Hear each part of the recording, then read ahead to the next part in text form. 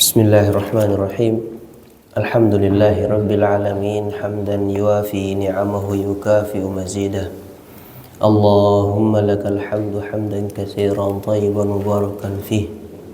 Falakal hamdu hatta tarda wa lakal hamdu ba'da ridha.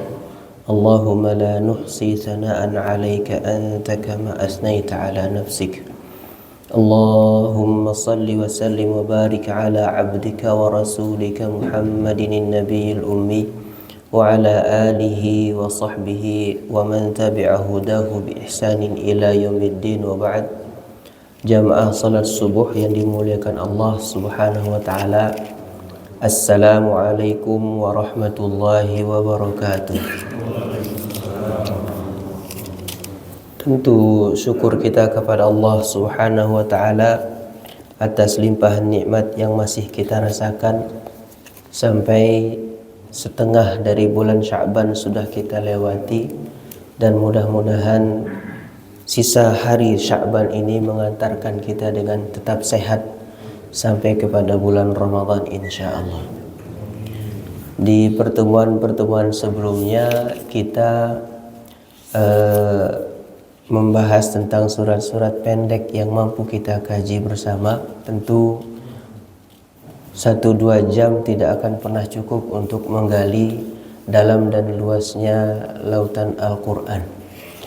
Akan tetapi mudah-mudahan waktu yang kita luangkan tersebut tetap Allah berkahi, sehingga sedikit ilmu yang mampu kita gali Allah berkahi dengan Allah ridha, kita faham lalu mengamalkan apa yang kita fahami dari Al-Quran.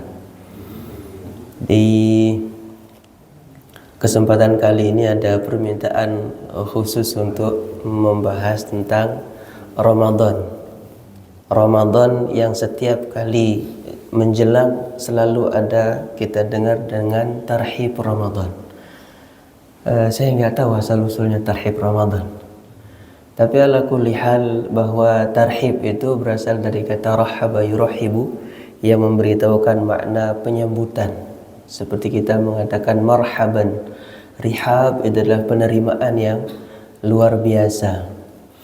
Dan insya Allah dari ayat tentang saum kita akan mencoba menggali apa yang sekiranya pernah kita ketahui namun lupa, mungkin pernah kita amalkan namun kita mengulang kembali untuk semakin menguatkan insyaallah. A'udzu billahi minasyaitonir rajim. Bismillahirrahmanirrahim. Ya ayyuhalladzina amanu kutiba 'alaikumus shiyamu kama kutiba 'alal ladzina min qablikum la'allakum tattaqun. Sebelum kita masuk ke tentang Ramadan, Allah subhanahu wa ta'ala menciptakan alam semesta.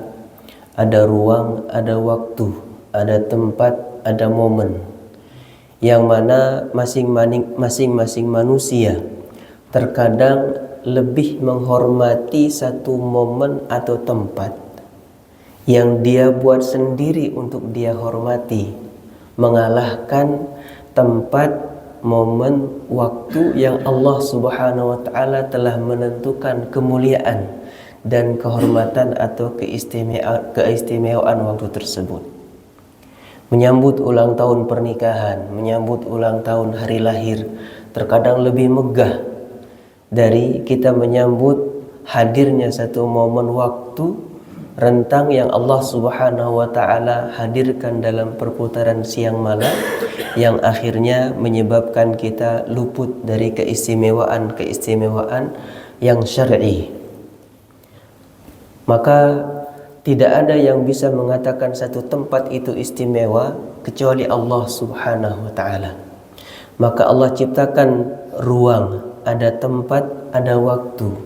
Allah subhanahu wa ta'ala menjadikan satu dengan yang lain dari seluruh makhluk yang diciptakan, baik terkait ruang ataupun waktu atau sosok, dengan tafadul. Satu sama lain memiliki kemuliaan atau keistimewaan yang beragam. Maka ada perbedaan antara doa qiyamnya orang di sepertiga malam dengan salat isya yang diundur karena malas. Berpikir sepertiga akhir malam waktu yang utama, ternyata sholat isya diundur sampai jelang subuh. Iya, kalau diundur karena meniatkan sholat berjamaah. Betul, Rasulullah sallallahu alaihi wasallam mengatakan, "Lau lam asyukka ala ummati la akhartul isya ila lail." Kalau sekiranya aku tidak memberatkan umatku, niscaya aku akan undur sholat isya ke malam hari. Artinya ada keutamaan, namun kemudian kalau sampai sholat isya diundur ke sepertiga malam akhir karena malas, maka ini tidak akan sama mulianya dengan ibadah yang dikerjakan tepat waktu sebagaimana Allah Subhanahu wa taala tentukan. Begitu juga dengan datangnya hari Jumat yang Rasulullah sallallahu alaihi wasallam menjadikannya sayyidul ayyam, penghulu dari 7 hari yang ada di dalam satu pekan. Yang kemudian secara hari, misalnya ada hari Kamis yang Rasulullah sallallahu alaihi wasallam menjelaskan tentang diangkatnya amal di hari Kamis. Kemudian masuknya bulan-bulan yang ada dalam kumpulan bulan qamariyah, yang mana satu bulan dengan bulan lain memiliki keutamaan, kelebihan atau keistimewaan yang berbeda. Begitu juga dengan hari dan malam. Kalau ada 10 hari Ramadan di bagian akhir, maka akan berbeda dengan 10 pertama dari bulan Zulhijjah. Begitu banyak nas yang menjelaskan keutamaan satu tempat dengan tempat lain atau satu waktu dengan waktu yang lain. Maka Ramadan, sebelum kita masuk ke bahasanya, kita sedang berada di bulan Sya'ban, yang 2 hari atau 2 malam yang lalu sebagian besar masyarakat kita berkumpul di masjid-masjid yang kemudian melakukan ibadah berupa salat berjamaah antara membaca Al-Quran atau berzikir dengan meyakini keutamaan nisfu Sya'ban misalnya. Namun tetap apapun yang kita lakukan dalam beribadah hendaknya mengacu kepada tuntunan Rasulullah sallallahu alaihi wasallam. Maka yang harusnya menjadikan tenang kita dalam beribadah adalah ketika kita memahami dasar ibadah yang kita lakukan, bahwa itu dicontohkan oleh Rasulullah SAW. Jamaah yang dimuliakan Allah Subhanahu wa taala, Ramadan yang datang pada kewajiban Ramadan itu Allah Subhanahu wa taala turunkan di memasuki tahun ketiga Hijriah Rasulullah sallallahu alaihi wasallam. Sebagian menyebutnya di tahun kedua Hijrah, ada yang menyebutkan di awal tahun ketiga. Allah Subhanahu wa taala ketika menurunkan keterangan tentang saum, memulainya dengan kalimat ya ayyuhalladzina amanu. Yang pertama, ini adalah nidaul iman, panggilan terhadap orang-orang beriman, di mana asar dari para sahabat, di antaranya Ibnu Abbas radhiyallahu anhu menyebutkan, idza sami'tumullaha yaqul ya ayyuhalladzina amanu, kalau kalian mendengar Allah Subhanahu wa taala mengawali ayat atau firman mengatakan ya ayyuhalladzina amanu fa'lamu annahu khairun tu'maruna ilaih aw nahyun tunhauna an. Sahabat Ibnu Abbas mengatakan, jika kita mendengar dalam firman Allah menyebutkan ya ayyuhalladzina amanu fa'asghu ilaihi sam', maka perdengarkanlah, isgha'us sam', arahkan pendengaran dan konsentrasi kita, maka sesungguhnya itu adalah kebaikan yang kalian dituntun atau ada keburukan yang kalian dijauhkan. Faqul labbaika wa sa'daik, ini diantara anjuran para sahabat. Maka katakanlah labbaika wa sa'daik, siap wahai Allah dan kami siap untuk mendengarkan semua perintahmu. Kalimat ya ayyuhalladzina amanu, yang dipanggil adalah orang-orang beriman. Nidaul iman, yang mana iman yang Allah Subhanahu wa taala titipkan dalam hati kita ini bukan semata-mata kuasa, mampu atau pintarnya kita.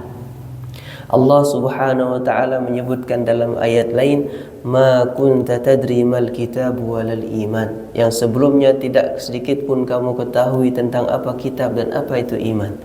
Sampai Allah Subhanahu wa taala menjelaskan, nurun nahdi bihi man nasya. Iman itu adalah cahaya yang kami letakkan pada diri atau dada setiap manusia, nahdi bihi man nasya, yang Allah Subhanahu wa taala berikan kepada orang-orang yang dikehendaki. Artinya berimannya kita, hadirnya pemahaman kemudian akidah yang lurus sesuai dengan Al-Quran, ini adalah anugerah dari Allah Subhanahu wa taala. Bukan karena kita anak keturunan siapa, bukan karena kita dari suku mana. Maka yang harus kita sadari di awal tentang ayat Ramadan ini, bahwa Allah Subhanahu wa taala menyapa keimanan setiap hamba. Ya ayyuhalladzina amanu, wahai orang-orang beriman. Dan respon atau reaksi seorang hamba terhadap perintah saum, terutama dalam tema ini, akan mencerminkan seberapa dia beriman kepada Allah Subhanahu wa taala. Ya ayyuhalladzina amanu, kutiba alaikumus siyam.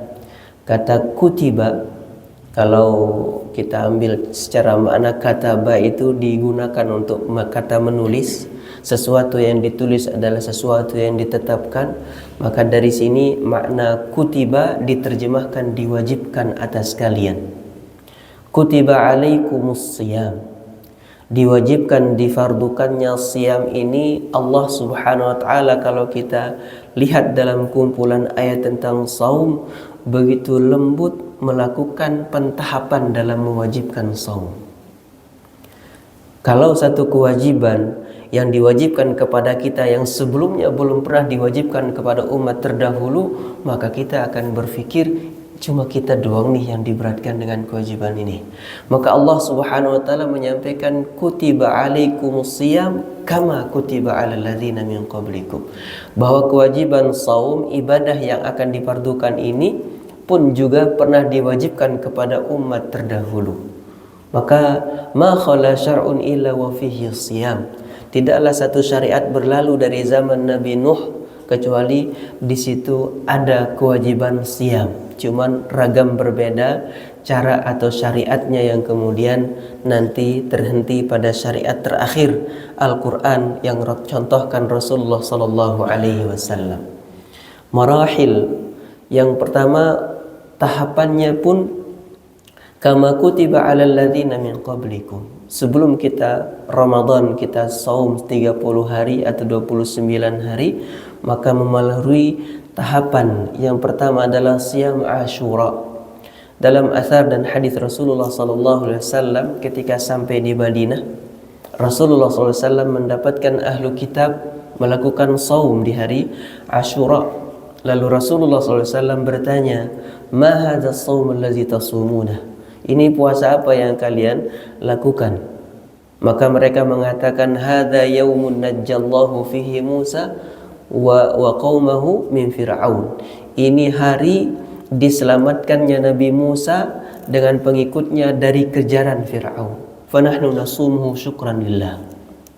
Maka kami ahlu kitab melakukan saum, puasa ini karena syukur kepada Allah Subhanahu wa taala. Maka Rasulullah sallallahu alaihi wasallam mengatakan, fa ana ahaqqu bi Musa, aku lebih berhak untuk bersyukur atas keselamatan Nabi Musa. Fasamahu wa amara an-nas bisiyami. Maka Rasulullah sallallahu alaihi wasallam menjalankan saum Ashura dan memerintahkan semua umat Islam untuk menjalankan saum Ashura. Ini yang terus menjadi saum wajib di awal diwajibkannya puasa. Nah, sampai kemudian turun perintah saum di bulan Ramadan, maka saum Ashura berubah menjadi saum sunnah. Yang mana tahun terakhir Rasulullah SAW hidup tentang saum Ashura ini ingin berbeda dengan ahlu kitab. Maka Rasulullah SAW dalam hadis mengatakan, fa in kuntu fi qabilil ayyam la asumanna at-tasi'. Kalau hari-hari yang akan datang aku masih bertemu dengan Ashura, maka aku akan berpuasa di tanggal 9-nya. Ini yang menjadikan syariat sunnahnya puasa Tasu'a dan Ashura, tanggal 9 dan 10 Muharram. Ini awal dari Ramadan atau siam yang diwajibkan. Kemudian Rasulullah SAW menerima perintah saum Ramadan di tahun kedua atau memasuki tahun ketiga Hijriyah, sehingga antara Rasulullah SAW menjalankan ibadah Ramadan sampai wafatnya ada sekitar 7 tahun. Ada 7 kali Rasulullah SAW berpuasa di bulan Ramadan. Kemudian kutiba alaikumus siyamu kama kutiba alal ladzina min qablikum la'allakum tattaqun.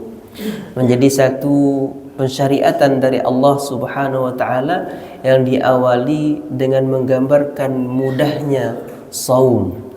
Ibadah ini pernah dijalankan oleh orang-orang sebelum kalian. Maka jika umat manusia sebelum umat Rasulullah sallallahu alaihi wasallam pernah menjalani siyam, maka ini akan mudah untuk umat Rasulullah sallallahu alaihi wasallam. La'allakum tattaqun. Kutiba alaikumus siyamu kama kutiba alal ladzina min qablikum la'allakum tattaqun. Illah atau tujuan dari diwajibkannya saum atau siyam Ramadan itu adalah la'allakum tattaqun, agar kiranya kalian bertakwa. Takwa yang asal katanya adalah waqwa, kemudian huruf wawunya dirubah menjadi huruf ta menjadi taqwa. La'allakum tattaqun, di mana manusia, kalau kita sedikit merenungkan kenapa manusia disuruh untuk berpuasa dan menjalankan ibadah-ibadah lainnya, bahwa al-insan, manusia ini adalah makhluk yang posisinya itu berada di tengah-tengah. Makhluk yang lebih tinggi tingkatannya dari manusia ada para malaikat yang diberikan taklif tapi tidak diuji dengan hawa nafsu. Kemudian ada di bawah manusia adalah al-bahaim, hewan ternak atau binatang melata yang diberikan syahwat, tidak diberikan taklif. Maka manusia berada antara malaikat yang diberikan taklif tanpa syahwat, kemudian hewan melata, binatang melata yang diberikan syahwat tanpa diberikan taklif. Manusia diberikan taklif dan diuji dengan syahwat. Jadi manusia kita ini berada baina rutbatil malaikati wa rutbatil bahaim. Kalau manusia ini melakukan ketaatan, menjalani ibadah kepada Allah Subhanahu wa taala, maka dia bisa menyamai para malaikat. Rasulullah sallallahu alaihi wasallam menyebutkan dalam hadis yang sahih dari Aisyah radhiyallahu anha, menyebutkan alladzi yaqra'ul Qur'an wa huwa mahirun bihi ma'as safaratil kiramil bararah. Orang yang beribadahnya membaca Al-Qur'an, mengamalkan Al-Qur'an, wa huwa mahirun bihi ma'as safaratil kiramil bararah, bisa bersama dengan para malaikat yang al-kiram al-bararah, yang mulia lagi taat. Ini manusia. Tapi kalau kemudian dia mengabaikan ibadahnya, maka Allah Subhanahu wa taala menyamakannya dengan bahaim. Ulaika kal an'ami bal hum adall. Ulaika humul ghafilun. Jadi kita dengan keberadaan taklif yang menjadi penentunya adalah akal pikiran, akil kita menjadi siap untuk menerima perintah-perintah Allah Subhanahu wa taala. Di sisi lain manusia diberikan kecenderungan hawa nafsu. Kalau dia mampu mengekang hawa nafsu lalu kemudian membuat dirinya taat kepada Allah Subhanahu wa taala dengan terus menjaga ibadah, maka manusia akan menyamai para malaikat dalam ketaatannya. Karena Rasulullah sallallahu alaihi wasallam dalam hadis yang sahih juga menjelaskan, ma min mawdi' arba'ati asabi', tidaklah satu tempat di alam semesta ini, di langit sana, lebih dari 4 jari ukurannya, illa fihi malaikah. Yang awal hadis ini attatis sama'u wa yahiqqu laha an ta'id. Jadi sesak sampai bunyi langit-langit itu karena sesak oleh para malaikat. Tidaklah tempat selebar 4 jari kecuali di situ ada malaikat yang sujud. Kecuali di situ ada malaikat yang ruku, yang awal penciptaannya mereka kemudian bersujud sampai datangnya hari kiamat. Ada yang tugasnya adalah ruku dan sampai hari kiamat bertasbih kepada Allah Subhanahu wa taala. Ini para malaikat. Kemudian Allah Subhanahu wa taala menjadikan binatang pun, hewan atau binatang ini juga beragam. Kalau kita lihat hewan atau binatang, maka diantaranya ada yang al-muftaris wa syadidul ba's, ada yang buas, ya, membahayakan seperti macan, singa, namir dan seterusnya. Ada juga yang mendatangkan manfaat begitu banyak. Allah Subhanahu wa taala menjelaskan dalam Al-Qur'an tentang bagaimana faminha rakubuhum wa minha ta'kulun wa mimma 'amilat aydina an'aman. Jadi di antara yang kami ciptakan adalah hewan ternak, faminha rakubuhum wa minha ta'kulun. Dan di antara hewan ternak ini ada yang kalian tunggangi, ada yang kalian makan dagingnya. Nah, ada juga yang kemudian di antara hewan atau binatang ini la yanfa', yang tidak punya manfaat dan juga tidak buas seperti halnya yang pertama. Nah, Allah Subhanahu wa taala menjadikan perumpamaan dalam Al-Qur'an seperti al-kalb misalnya, anjing. Allah Subhanahu wa taala mengumpamakan perumpamaan orang-orang yang ingkar kepada syariat Allah, kamatsalil kalbi in tatrukuhu yalhath in tahmil alaihi yalhath aw tatrukuhu yalhath. Yang kerjaannya adalah menjulurkan lidah, dibentak ia tetap menjulurkan lidah, dibiarkan juga tetap menjulurkan lidah. Sa'a mathalanil qaumul ladzina kadzdzabu biayatillah. Demikian perumpamaan begitu buruk orang-orang yang mengingkari syariat Allah Subhanahu wa taala. Bahkan di antara hewan Allah Subhanahu wa taala jadikan perumpamaan ahlu kitab. Wa mathalul ladzina hummilut tawrata kamathalil himari yahmilu asfara. Dan perumpamaan orang-orang yang diberikan kitab Taurat itu perumpamaannya seperti himar yang ditumpangi di atasnya itu kitab-kitab yang ditumpukkan, maka tidak bermanfaat. Maka Allah Subhanahu wa taala di surat Al-A'raf ayat 179 menjelaskan tentang perumpamaan manusia. Kalau dia tidak mampu menggunakan akal pikiran sehatnya untuk taat kepada Allah Subhanahu wa taala, mengabaikan tugas keberadaannya di muka bumi, Allah Subhanahu wa taala jelaskan, "Walaqad dzara'na li jahannama katsiran minal jinni wal ins, lahum qulubun la yafqahuna biha, wa lahum a'yunun la yubsiruna biha, wa lahum adhanun la yasma'una biha, ulaika kal an'ami bal hum adall." Kami penuhkan neraka jahanam dari bangsa jin dan manusia, di mana mereka punya hati, punya qalbu, tapi tidak digunakan untuk memahami perintah-perintah Allah Subhanahu wa taala. Mereka punya mata, tidak digunakan untuk melihat. Kemudian mereka punya telinga, tapi tidak digunakan untuk mendengarkan ajaran Allah Subhanahu wa taala. Allah kemudian mengakhiri, ulaika kal an'am. Mereka ini seperti hewan atau binatang melata. Bal hum adall, bahkan mereka lebih sesat.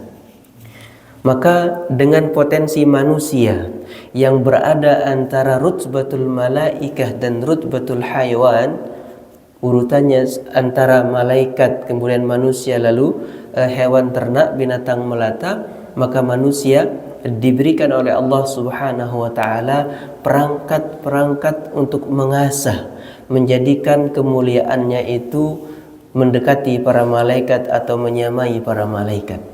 Maka disyariatkanlah ibadah-ibadah dalam Islam. kutiba alaikumus siyamu kama kutiba alal ladzina min qablikum la'allakum tattaqun. Kemudian Allah Subhanahu wa taala menjadikan ibadah ini sebagai sesuatu yang terdapat dalam beberapa bentuk. Ibadah siyam sebagaimana ibadah-ibadah lainnya pada umumnya yang kita ketahui bahwa ibadah itu ada dua sisi ternyata. Ada ibadah yang bentuknya fi'li, yang bentuknya mengamalkan, yang bentuknya melakukan. Ada ibadah yang bentuknya at-tark, ibadah yang bentuknya kewajiban meninggalkan. Nah, ibadah shaum itu adalah ibadah yang di situ punya makna at-tark, ibadah yang bentuknya meninggalkan. Kalau sholat, kemudian kita berhaji, baca Quran, ini fi'li, kita kerjakan. Tapi shaum, ibadah yang Allah Subhanahu wa taala syariatkan dengan cara meninggalkan atau tidak melakukan. Nah, secara umum ibadah at-tark atau at-turuk, meninggalkan, ini terbagi dua. Ada ibadah yang meninggalkan, yang ini melekat pada diri seorang mukmin selama dia masih sadar sejak awal balik hingga wafat nanti. Ya, meninggalkan kezaliman, meninggalkan untuk berbohong, meninggalkan zina, meninggalkan riba, maka ini adalah ibadah yang sifatnya tark, meninggalkan. Jadi ketika sekarang kita bahkan mungkin tidak pernah lihat bentuk model botol khamar misalnya, dan kita tidak pernah meminum khamar insyaallah sampai ajal kita datang, maka dengan kita tidak meminum khamar ini kita sedang ibadah. Jadi tark, kita meninggalkan ini melekat tanpa dibatasi waktu. Kapan waktunya berakhir? Sampai kemudian akal sadar kita selesai atau wafat, ajal datang menjemput kehidupan kita untuk pindah ke alam barzakh. Ini at-tark. Jadi kita tidak menzalimi orang, kita tidak meminum khamar, kita tidak memakan yang haram. Ini adalah ibadah yang melekat kewajibannya kepada kita dari sejak balik hingga wafat. Dan kita nggak sadar kalau kita sedang ibadah. Nah, ibadah at-tark ini tidak mengharuskan niat. Maaf, yang bawahnya. Jadi ibadah tark ini, niat atau tidaknya kita niat itu tetap terhitung ibadah. Kita nggak minum khamar, apakah ada di antara kita yang niat tidak minum khamar? Nah, ketika dia diniatkan, dia menjadi lebih sempurna karena kita menjalani, menyadari, meninggalkan sesuatu yang Allah larang itu dengan niat ibadah. Ya Allah, saya tidak minum khamar karena saya ingin tunduk pada perintahmu atau laranganmu. Ini ibadah at-tark. Maka ibadah ghairu makhsusah bi zaman. Jadi tark ini yang pertama tadi adalah ibadah yang kita meninggalkan sesuatu yang itu tidak yang tidak dibatasi dengan kapan waktu itu dikerjakan atau waktu meninggalkannya kapan, karena dia terus menerus melekat pada diri kita. Nah, shaum itu adalah ibadah yang bentuknya tark dengan waktu, meninggalkan makan minum dan syahwatail batn wal farj, meninggalkan pemenuhan dua syahwat, perut dan syahwat. Jadi kalau shaum itu adalah al-imsak, menahan diri dari segala sesuatu yang memenuhi kebutuhan syahwat al-batn wal farj. Nah, jadi kemudian di ibadah at-tark tadi, sebelum kita masuk ke shaum, maka ada ibadah-ibadah yang tidak membutuhkan niat. Ini agak menggelitik, ibadah tidak membutuhkan niat. Rupanya para ulama menjadikan di antara beberapa ibadah yang la yushtaratu fihi niyah itu adalah al-amalul qalb, amalan hati, seperti sabar, ridho, syukur. Itu kita jalani begitu saja dalam kalbu kita. Kalau kita, karena niat itu adalah amal qalbi, maka niat tidak butuh niat. Ya, niat tidak butuh niat. Amal qalbi, karena berniat itu adalah pekerjaan qalbu. Jadi ini diantara la yushtaratu fihi niyah, yang pertama adalah amalul qalbi, amalan hati. Ya, kalau zikir lain lagi. Kalau zikir sudah pindah ke lisan. Nah, kemudian yang kedua adalah at-turuk, at-tark, meninggalkan tadi. Ya, kita nggak minum khamr, insya Allah yang kita sarapan di sini bubur ayam misalnya, tapi nggak ada minuman khamr dan seterusnya. Nah, ketika kita memang nggak niat kita meninggalkan itu, maka dia sudah menjadi ibadah sedari awal. Nah, kemudian termasuk di antara yang disebut tidak membutuhkan niat adalah at-ta'abbud bil ghair. Jadi beribadah yang terkait dengan membersihkan, atau seperti misalnya kita cebok bebersih diri. Ini kalaupun tidak niat, kita tetap bebersih. Nah, ketika nanti kemudian kaitannya dengan thaharah, yang itu sifatnya ta'abbudi, maka kita butuh niat. Jadi ini seperti kita memandikan jenazah. Kalau kita nggak niat mandikan jenazah, ya mandikan saja. Jadi dia tetap menjadi terhitung ibadah, ya, karena terkait dengan orang lain. Kemudian ada ta'abudat al-masyrutah misalnya. Ta'abudat al-masyrutah ini seperti orang menikahi ahlu kitab, yang mana istrinya yang ahlu kitab ini datang haid, datang bulan, kemudian ketika dia suci, dia tidak perlu berniat bersuci. Ada yang menyebutkan maka niatnya dari istri yang ahlu kitab ini, niatnya ada di suaminya yang muslim. Jadi ini diantara ibadah yang la yushtaratu fihi an-niyah. Maksudnya tidak harus menghadirkan niat, dia sudah termasuk ibadah. Tadi yang ingin kita masuk adalah poin ibadah at-tark, atau meninggalkan. Nah, Ramadan sebagai satu ibadah, maka dia ibadah yang berbentuk tarku syahwatail batan wal farj, meninggalkan, menahan diri dengan meninggalkan segala sesuatu yang memenuhi syahwat perut, maksudnya makanan, al-batan wal farj, atau kemaluan. Maka ini yang disebut dengan siyam. Tapi asal dari as-siyam itu sendiri adalah al-imsak. Bahkan kata saum juga berlaku untuk orang yang menahan diri dari berbicara. Misalnya Maryam, ketika setelah lahir Nabi Isa alaihi salam, inni nazartul yawma lirrahmani sawma. Jadi aku hari ini bernazar kepada Allah Subhanahu wa taala sauma falan ukallimal yawma insiya. Maka hari ini aku tidak akan berbicara kepada siapapun. Nah, menahan diri dari berbicara atau sesuatu yang ditahan, maka namanya siyam.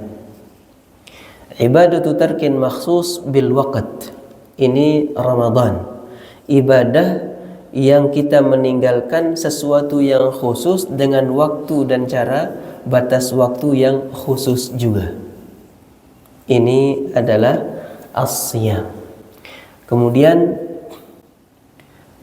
Allah Subhanahu wa taala ketika melalui Rasulullah sallallahu alaihi wasallam siam ini dicontohkan, maka ada beberapa tahapan yang kemudian nanti dilatar belakangi turunnya ayat sehingga kita menjalankan shaum Ramadan seperti hari ini.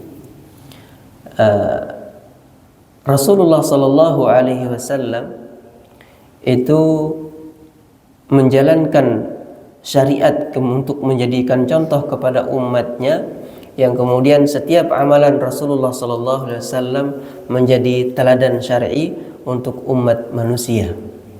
Tapi secara umum kemudian af'al atau perbuatan keseharian Rasulullah sallallahu alaihi wasallam apakah seluruhnya menjadi syariat? Apa yang dilakukan oleh Rasulullah, af'al, perbuatan keseharian Rasulullah itu apakah seluruhnya menjadi syariat?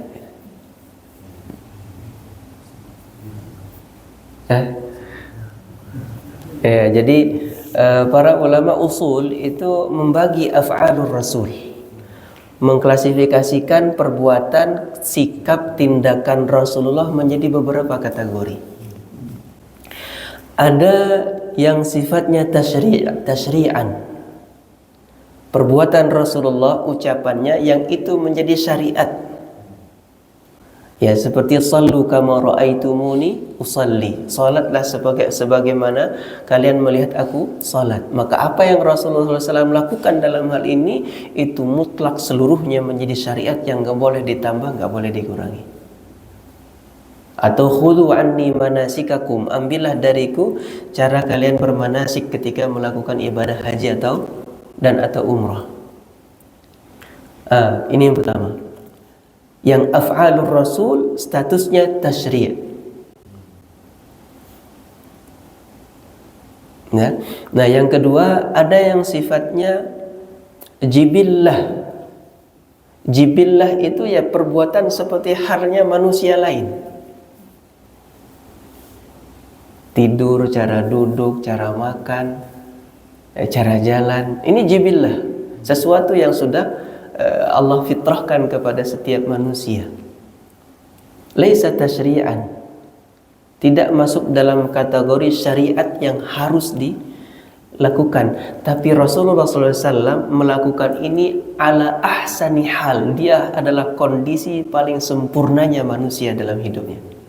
Kalau kita ikuti, maka ini menjadi iqtida. Nanti di pilihannya seperti pilihan Imam Syafi'i rahimahullah menjadikan jibillah pun adalah sunnah. Ya. Itu yang kedua. Yang pertama tadi tasyri', yang kedua jibillah, sesuatu jubilat alaih, fitrahnya manusia melakukan itu. Jalan, duduk, cara tidur, miring kanan. Ya, misalnya orang dia nggak bisa tidur kalau miring kanan, tidurnya terlentang. Apakah dia dosa? Enggak. Tapi kalau ingin kondisi yang paling sehat, ikuti Rasulullah. Ini jibillah.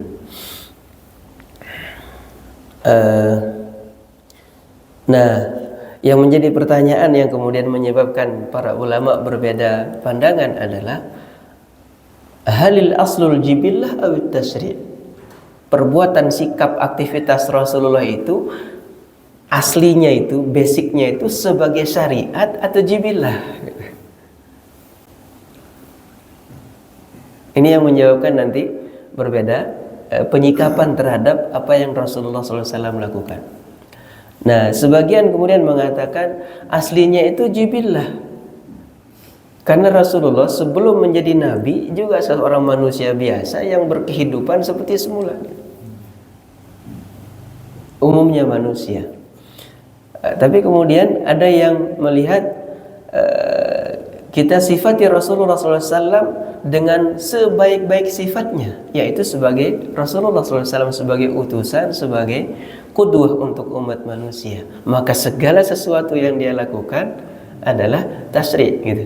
Nah, ini perbedaan tadi tentang jibillah.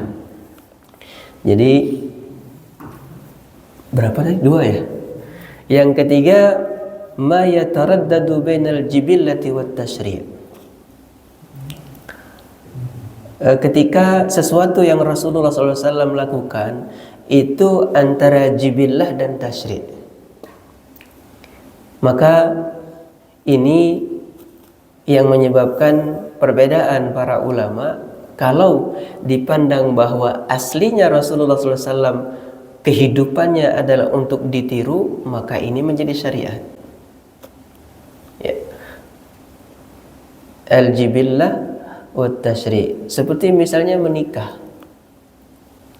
Menikah ini jibillah atau tashri'. Ya bisa jibillah, butuhnya manusia siapapun itu, juga bagian dari tashri'.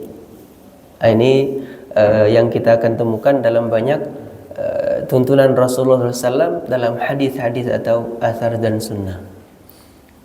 Nah, kemudian yang keempat, sesuatu yang Rasulullah SAW lakukan itu sebagai uqubah li ghairi. Ketika Rasulullah SAW menghukum orang lain atau melaknat orang lain. Contoh misalnya, Rasulullah melaknat pelaku pembunuhan atau pembantaian sahabat di Bi'ru Ma'unah. Ketika mendoakan dalam doa kunut nazilahnya, ya Allah il'an fulan, laknat fulan, laknat fulan. Ini boleh diikuti enggak gitu? Dan ini yang keempat ini makhsus lahu, khusus untuk Rasulullah SAW. Jadi nggak boleh ditiru. Rasulullah pernah melaknat fulan, ya Rasulullah tahu siapa yang dia laknat, dan Rasulullah didampingi wahyu. Kita saking gedek emosi melaknat orang lain, ini nggak boleh. Apalagi sampai mengkafirkan. Man kafara musliman faqad ba'a bihi ahaduhuma. Barang siapa yang mengkafirkan sesama muslim, maka salah satunya jadi beneran kafir. Kemudian sikap Rasulullah SAW yang kelima, ada kalanya disebabkan karena menunggu wahyu. Contoh sikap Rasulullah SAW di saat hadisul ifki. Rasulullah itu hampir 50 harian diam mendengar dan isu dan hadisul ifki yang melanda Madinah, karena Rasulullah SAW menunggu turunnya wahyu. Kemudian yang keenam, ma yaf'aluhu biwadhifatin min wadhaifihi. Sesuatu yang Rasulullah SAW lakukan itu sebagai bentuk tuntutan dari apa yang Allah Subhanahu wa taala tugaskan kepada beliau. Misalnya memiliki cincin untuk apa tuh? Khatam, untuk stempel itu. Nah, yang ini bagaimana? Ya, kalau seseorang sampai pada posisi sebagaimana Rasulullah memimpin sebuah negeri, menjadi rujukan dan pemutus sebuah keputusan besar kolektif sebuah masyarakat muslim, maka ini menjadi dianjurkan untuk dilakukan. Cuma Rasulullah kan nggak pakai tanda tangan, cap jari jempol. Rasulullah pakai khatam. Supaya apa? Supaya tidak dipalsukan oleh orang lain. Kemudian yang ketujuh, ma dallad dalilu ala takhsisihi. Amalan atau perbuatan Rasulullah SAW yang ditunjukkan oleh dalil bahwa itu khusus kepada Rasulullah SAW. Ada yang kekhususan Rasulullah SAW, ini ada kaitannya dengan saum terakhir. Yang pertama adalah madalla ala wujubihi. Perbuatan Rasulullah SAW yang dikhususkan wajib untuk Rasulullah, seperti qiyamul lail. Kemudian seperti qiyamul lail ini diwajibkan kepada Rasulullah SAW. Ada sebagian menyebut salat duha wajib kepada Rasulullah. Sebagian ada yang menyebutkan itu wajib. Nah, kemudian seperti qiyamul lail ini wajib bagi Rasulullah SAW. Lalu bagaimana dengan umatnya? Untuk umatnya menjadi mandub, menjadi disunnahkan. Nah, kemudian yang kedua, yadullu ala hurmatihi. Jadi sesuatu yang diharamkan kepada Rasulullah sallallahu alaihi wasallam khusus, maka bagi umatnya menjadi makruh.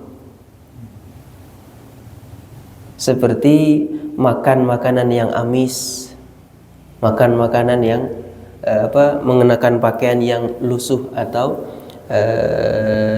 tidak rapih. Rasulullah SAW selalu rapih dan selalu harum, karena Rasulullah SAW diharamkan atasnya untuk makan makanan yang berbau menyengat, maka untuk umatnya menjadi makruh. Ini seperti makan pete. Iya, durian. Rasulullah tidak makan itu. Wajib untuk Rasulullah. Maka ketika umatnya yang melakukan, ini jadi makruh. Ya, hadis yang tentang man akalal basal fala yaqrabanna musallana. Barang siapa yang makan bawang merah, maka jangan dekat-dekat ke tempat salat. Rasulullah tidak makan seperti itu. Tapi untuk umatnya menjadi makruh. Nah, kemudian ada yadul ala jawazihi lahu. Dalil yang mengisyaratkan perbuatan Rasulullah itu boleh untuk Rasulullah, kemudian menjadi dilarang untuk umatnya. Seperti menikahi lebih dari 4. Boleh untuk Rasulullah SAW. Atau menerima hadiah seorang wanita yang menghadiahkan diri kepada Rasulullah. In wahabat nafsaha, ketika dia menghadiahkan dirinya kepada Rasulullah untuk dinikahi. In aradan nabiyyu ayyankiha, kalau Nabi mau, tapi Rasulullah tidak menikahinya. Kemudian contoh lain yang kaitannya dengan bahasan kita adalah al-wisal, menyambung saum dari sahur, nggak buka masuk maghrib, tetap puasa sampai besok harinya, wisal. Dan untuk Rasulullah boleh. Rasulullah lakukan itu. Ketika para sahabat mengikutinya, mereka tidak kuat, maka Rasulullah larang. Ini diantara af'alur Rasul sallallahu alaihi wasallam. Nah, terkadang orang berdebat antara mana yang jibillah dengan mana yang tasyri'. Orang rebahannya, tidurnya terlentang, itu enggak sesuai dengan tuntunan Rasulullah, kamu dosa miring. Ini jibillah. Tapi kalau kita ingin mengikuti kondisi atau hay'ah yang paling baik, maka yang jibillah pun kita ikuti. Ya, kalau sekarang orang memelihara rambut sampai panjang, ini kan Rasulullah juga sunnah. Giliran gondrong diikuti sunnahnya, tapi pas ke masjid ogah. Ini jadi salah juga. Nah, kemudian Allah Subhanahu wa taala di surat ayat tentang saum ini, setelah memberitahukan tentang saum diwajibkan kepada umat terdahulu, Allah ingin menghadirkan satu ringannya saum Ramadan ini dijalankan oleh manusia. Allah sambung dengan kalimat ayyaman ma'dudat, beberapa hari saja. Ketika menjalankannya, Allah Subhanahu wa taala bahasakan ayyaman ma'dudat. Ayyam, kata ayyam itu kisarannya antara 3 hari sampai 10 hari. Ini pakai ayyam. Jadi kalau yaum yaumain, baru dari jamak 3 sampai 10 baru pakai ayyam. Ayyaman ma'dudat. Kalau ma'dudat, sesuatu yang bisa dihitung dengan mudah. Ini untuk membahasakan begitu ringan dan mudahnya saum. Tapi ketika Allah Subhanahu wa taala akan membahasakan tentang keutamaan, kemuliaan, Allah pakai syahrul Ramadan, sebulan. Di mana sebulan itu ya 30 hari atau 29. Nah, ayyaman ma'dudat, faman kana minkum maridan aw ala safarin fa'iddatun min ayyamin ukhar. Faman kana minkum maridan. Allah Subhanahu wa taala mengawalinya dengan a'dzar. Allah Subhanahu wa taala mengawalinya dengan menyampaikan uzur, hal-hal yang bisa meringankan atau uzur halangan yang dimaklumi. Seseorang tidak menjalankan puasa sebagaimana orang lain. Faman kana minkum maridan aw ala safar. Ada dua kondisi yang membolehkan seseorang untuk tidak menjalankan puasa, marid dan safar. Nah, sakit ini pun ada dua.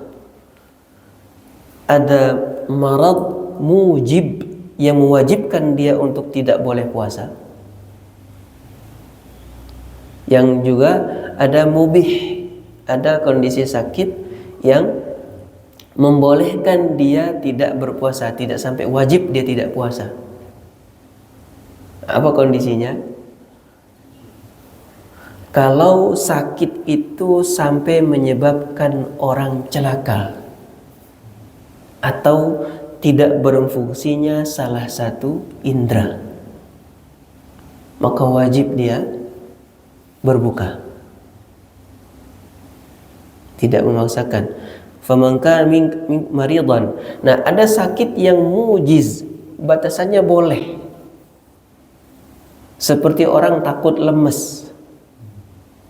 Ya lemes, ya takut lemes gitu. Enggak sampai dia celaka kemudian pingsan, mati dan seterusnya. Jadi ada level dia khawatir. Apakah boleh? Boleh. Jadi para ulama rupanya membaginya ada dua. Ada sakit yang mujib lil fitr, mengharuskan dia untuk berbuka puasa, karena kalau dia puasa dia bisa binasa atau halak. Kemudian ada yang mujiz yang membolehkan dia. Nah, maridan ini pertama adalah sakit. Aw ala safarin, atau berada dalam kondisi safar. Uniknya Allah Subhanahu wa taala menggunakan kata aw ala safar, bukan aw ala musafir. Iya. Karena tidak semua musafir itu lemah dalam kondisi puasa. Di sini yang ingin kita munculkan adalah aw ala safarin. Isyaratnya apa? Orang baru boleh buka puasa atau membatalkan puasa kalau dia sudah masuk dalam safarnya. Kalau malam, besok berangkat ke bandara jam 11 gitu ya. Penerbangan 10 jam 4 jam misalnya ke wilayah timur, ke Ambon atau ke Papua. Terus malam dia nggak sahur. Ini belum masuk safar. Maka kalau dari malam dia tidak berpuasa, dia tidak niat puasa, dia menjadi berdosa karena memang tidak niat puasa. Maka aw ala safarin di sini para ulama lebih ingin berhati-hati ketika dia masuk safar, di situ dia boleh berbuka.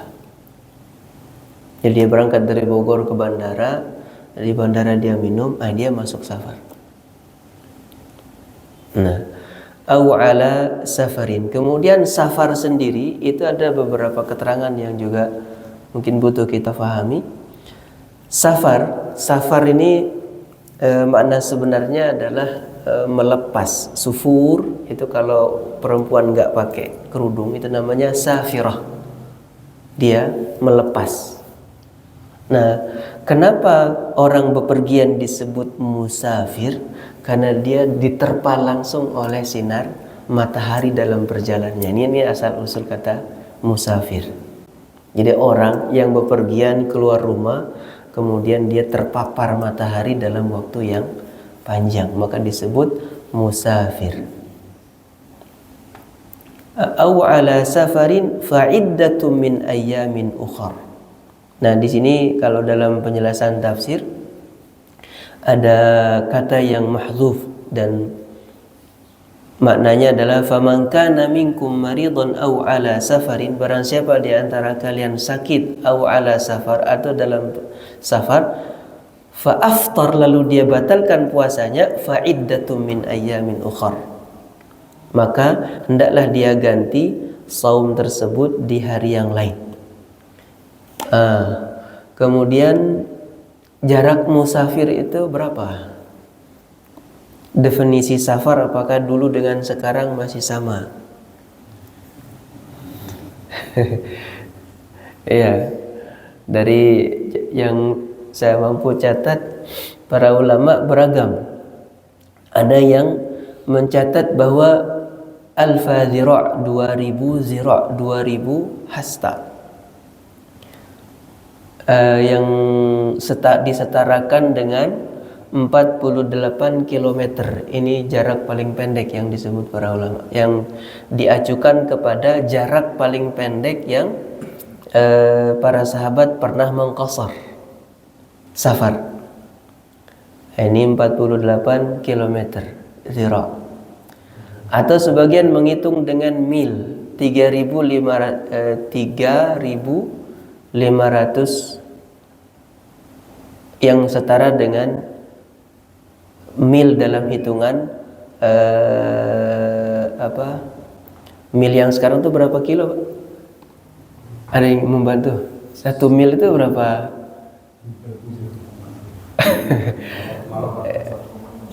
Iya. Kemudian ada yang menyamakannya dengan 5.000 mil. Di sini disamakan dengan milnya batas laut. Tapi ala kulli hal, yang muncul dan menguat di masyarakat kita lebih dekat kepada pilihan Imam Syafi'i adalah sekitar 80 km. Ini kalau secara jarak. Tapi ada definisi yang lebih mudah yang saya temukan, itu menjelaskan perjalanan yang menuntut persiapan bekal dan kendaraan. Itu zaman dulu. Ini kalau pakai unta, dia persiapkan untanya, bepergiannya ini membutuhkan bekal. Nah, kalau sampai jarak bepergian yang akan ditempuh itu membutuhkan kendaraan, ya tentu unta dan kendaraan zaman dulu, lalu menyiapkan bekal untuk perjalanan, maka ini sudah disebut safar. Nah, cuman kalau definisi itu kemudian kita kiaskan ke sekarang, orang bepergian sekarang cuma bawa tas satu, yang ada adalah kartu ATM. Dia mau makan di mana, dia hotel di mana, tiketnya ada di situ, sehingga kalau diambil safar itu acuannya membutuhkan perbekalan pada zaman dulu itu dengan bertumpuk. Kalau masyarakat kita dulu pergi haji itu berbulan-bulan di lautan, bertumpuk-tumpuk bekal untuk dia makan. Nah, sekarang kita 10 jam penerbangan sudah landing di Jeddah. Nah, maka wallahu a'lam, safar kita kembalikan kepada jarak yang lebih masyhur di kalangan para ulama, antara 80 kilometeran. Nah, ini kalau sekarang 80 km itu dari sini ke bandara udah lebih 80, Pak. Dari sini ke Purwakarta Cikampek aja udah 102 kilo.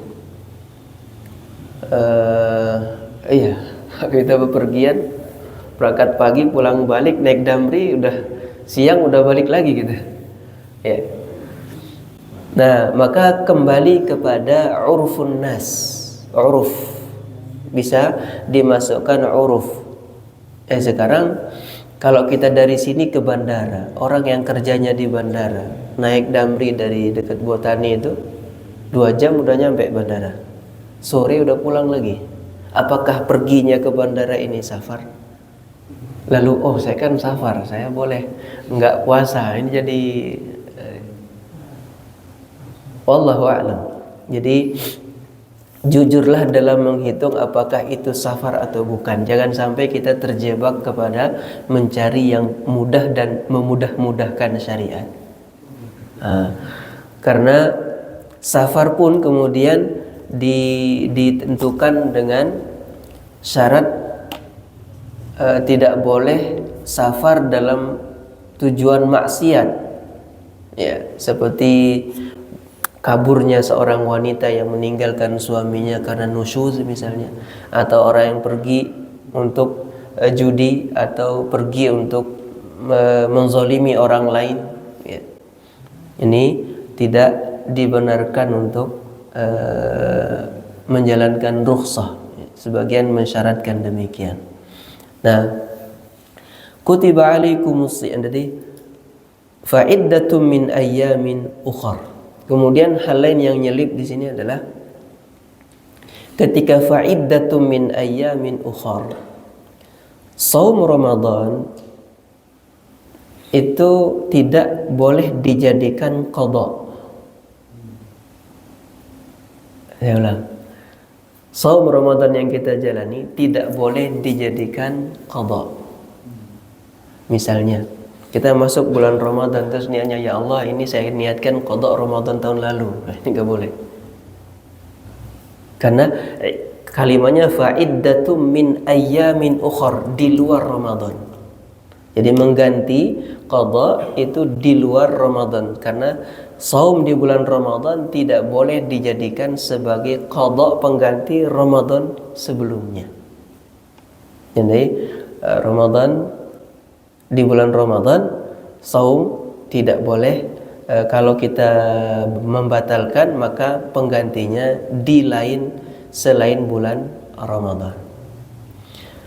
Wa 'alal ladzina yutiqunahu fidyatun ta'amu masakin. Panjang ya. Saya tadi nyari yang nyelip-nyelip, yang enggak umum dibahas.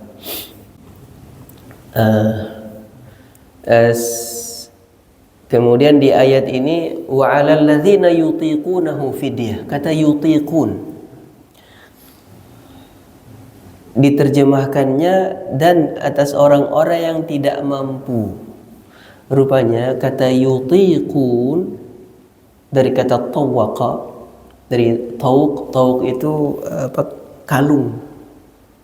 Kalau kita mau kurban biasanya dikalungkan nama pengkurbannya itu, atau dikasih nomor sapi 1, sapi 2, sapi. Nah, sesuatu yang dikalungkan namanya tauq. Kemudian digunakan bahasa ini untuk menggambarkan sesuatu yang tidak mampu dijalankan. Wa 'alal ladzina yutiqunahu, ada yang menjelaskan bahwa yutiqunahu di sini diterjemahkan mampu membayar fidyah di samping puasa. Satu. Ada yang menjelaskannya yutiqun mampu melebihkan dari ukuran mud fidyah. Ini kalau diterjemahkan yutiqunahu ini sebagai mampu. Tapi dalam makna yang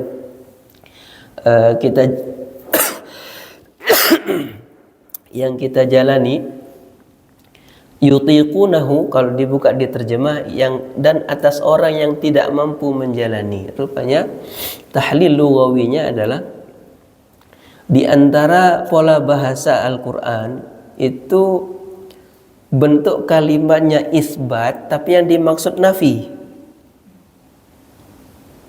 Yutiqunahu kalau dilihat terjemahnya mampu, tapi makna yang dimaksud adalah la yutiqunahu. Seperti halnya qala ma mana'aka alla tasjuda. Di situ pakai alla tasjuda, apa yang menghalangimu untuk tidak sujud. Untuk tidak sujud, ternyata makna yang dimaksud adalah apa yang menghalangimu untuk sujud. Jadi di surat Al-A'raf, qala ma mana'aka alla tasjud. Apa yang menghalangimu alla tasjud, untuk tidak sujud. Tapi maksudnya adalah apa yang menghalangimu untuk sujud. Jadi pola bahasa bentuknya nafi, bentuknya isbat, tapi yang dimaksud adalah nafi. Kemudian begitu juga dengan sebaliknya, bentuknya nafi tapi yang dimaksud adalah isbat. Contoh misalnya la uqsimu bihadzal balad. La itu kan nafi, tapi terjemahnya Allah bersumpah. La uqsimu biyaumil qiyamah, maknanya uqsimu biyaumil qiyamah. Jadi ini diantara pola bahasa. Dan salah satu referensi untuk memahami Al-Quran atau syariat adalah setelah perangkat dari Al-Quran, hadis, kemudian perbuatan Rasulullah, maka salah satunya adalah al-urful lughawi. Nah, penggunaan dalam bahasa. Ta'amu masakin atau ta'amu masakin atau ta'amu miskin. Ada dua cara baca di ayat ini. Faman tatawwa'a khairan fahuwa khairul lah wa an tasumu khairul lakum in kuntum ta'lamun. Ini awal dari pensyariatannya Ramadan sebelum wajib berpuasa, maka ada opsional di awal. Kalau kita buka di tafsir akan kita temukan awal Ramadan itu diwajibkan adalah yang mampu berpuasa silahkan puasa. Kalau yang tidak mampu, yang mampu lebih untuk bayar fidyah, dia tidak puasa tapi membayar fidyah. Itu dulu opsional di awal pensyariatan saum. Sampai kemudian turun ayat yang 185, Syahrul Ramadan alladzi unzila fihi al-Qur'anu hudal linnasi wa bayyinatin minal huda wal furqan. Nah, ayat yang menjadikan wajib seperti apa yang kita jalani hari ini adalah faman syahida minkum syahra falyasum. Ini perintahnya. Jadi dari atas itu belum menyebut bulan Ramadan.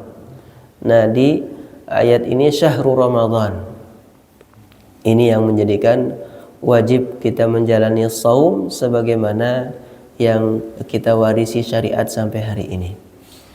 Nah, itu sekitaran saum yang mungkin terselip dari bahasan-bahasan umumnya. Mudah-mudahan menyempurnakan pemahaman kita tentang Ramadan yang menjadi wasilah manusia untuk menjadikan dirinya taat dan bertakwa kepada Allah Subhanahu wa taala, mengasah dan mengikis nafsunya untuk lebih taat kepada Allah Subhanahu wa taala sehingga mendekati rutbatul malaikah dan menjauh dari rutbatul bahaim. Mudah-mudahan ini bermanfaat. Jika ada tambahan atau koreksi dengan senang hati. Kalau ada pertanyaan mudah-mudahan saya bisa menjawab. Mangga kalau ada tambahan sebelum ditutup insyaallah.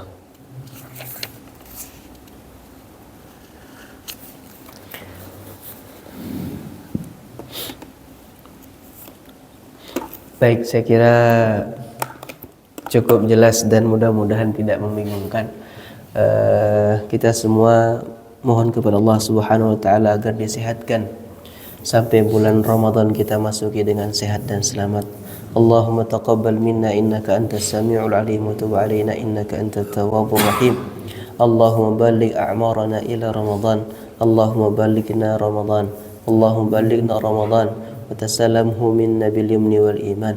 Allahumma a'inna ala dzikrika wa syukrika wa husni ibadatik. Allahumma arinal haqqa haqqan warzuqna ittiba'ahu wa arinal batila batilan warzuqna ijtinabah. اللهم أعنا على أنفسنا لا حول ولا قوة لنا إلا بك يا قوي يا عزيز. اللهم اشف مرضى المسلمين. اللهم ارحم موتاهم وتقبل شهداءهم. اللهم انصرنا على القوم الكافرين. اللهم انصر المستضعفين من عبادك في كل مكان. فلا حول ولا قوة لنا إلا بك يا قوي يا عزيز. فحسبنا الله ونعم الوكيل نعم المولى ونعم النصير. سبحان ربك رب العزة عما يصفون وسلام على المرسلين والحمد لله رب العالمين. سبحانك اللهم وبحمدك أشهد أن لا إله إلا أنت أستغفرك وأتوب إليك. السلام عليكم ورحمة الله وبركاته.